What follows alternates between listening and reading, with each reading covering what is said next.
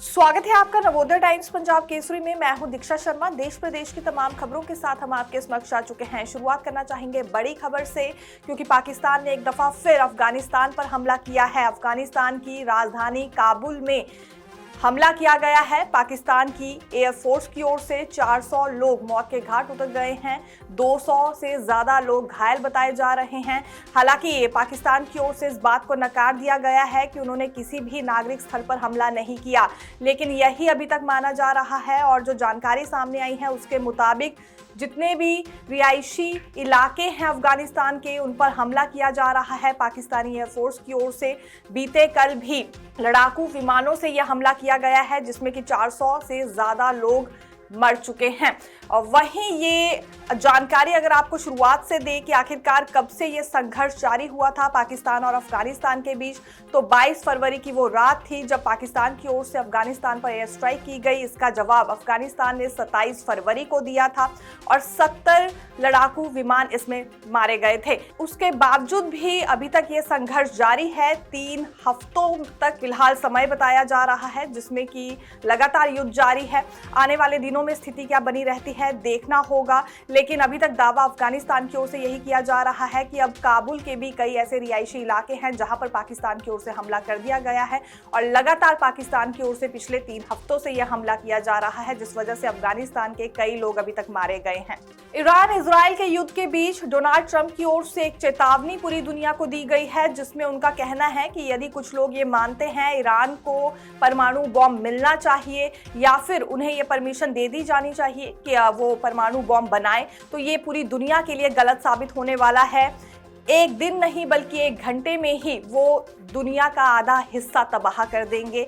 Iran एक ऐसा देश है जहां पर हिंसक नेता बैठे हैं। 32,000 से ज्यादा प्रदर्शनकारियों को मार चुके हैं। इतना ही नहीं, ये भी डोनाल्ड ट्रंप की ओर से कहा गया है कि बाकी देश परमाणु बॉम्ब चलाने से पहले एक बार जरूर सोच विचार करेंगे, लेकिन ईरान जैसा देश सोचेगा नहीं बल्कि आधी दुनिया को तबाह कर देगा। इसलिए ये जरूरी है कि ऐसी कोई भी परमिशन ईरान को ना दी जाए और उन्हें परमाणु बॉम्ब बनाने नहीं दिया जाएगा। ये भी अमेरिका की ओर से ऐलान कर दिया गया है। इसी बीच डोनाल्ड ट्रंप ने यह भी कहा कि जो अमेरिका की सेना का प्रदर्शन रहा है वो बेहतरीन रहा, क्योंकि ईरान के पास ना तो कोई नेतृत्व है, ना ही नौसेना है, ना ही वायुसेना है। अब वो सिर्फ यही देख रहे हैं कि परमाणु बॉम्ब तैयार करके वो अपना बदला ले, लेकिन ये सही नहीं होगा। केवल इजराइल नहीं, बाकी अन्य देशों को भी वो खतरा पहुंचाएगा। अगली बात मौसम की करना चाहेंगे, क्योंकि गर्मी के बीच एक दफा फिर मौसम ने करवट बदली है। तापमान में गिरावट आई है।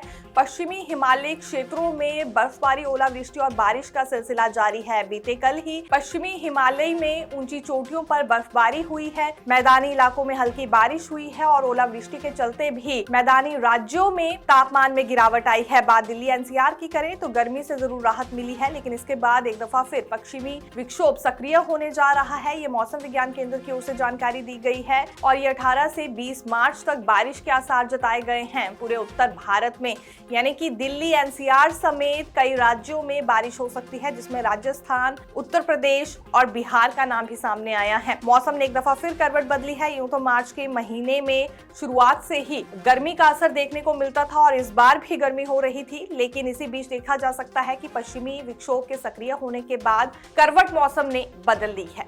अगले 2 दिन में चैत्र नवरात्रि का आगाज होने जा रहा है और इसी के लिए बड़े शक्तिपीठों को सजा दिया गया है। सुरक्षा को लेकर भी कड़े प्रबंध किए गए हैं। बात वैष्णो देवी की करना चाहेंगे, यहाँ भी सख्त इंतजाम किए गए हैं सुरक्षा की दृष्टि से। आगामी 19 मार्च से शुरू होने जा रहे चैत्र नवरात्र के दौरान वैष्णो देवी आने वाले श्रद्धालुओं की भारी भीड़ को देखते हुए माता वैष्णो देवी श्राइन बोर्ड ने कमर कस ली है। उपराज्यपाल के निर्देशों के बाद सीईओ सचिन कुमार वैश्य की अध्यक्षता में हुई उच्च स्तरीय बैठक में सुरक्षा, भीड़ नियंत्रण और आपदा प्रबंधन की समीक्षा की गई। बैठक में निर्णय लिया गया है कि यात्रा मार्ग पर RFID कार्ड प्रणाली का सख्ती से पालन किया जाएगा। देखते रहिए नवोदय टाइम्स पंजाब केसरी। मैं दीक्षा शर्मा, धन्यवाद।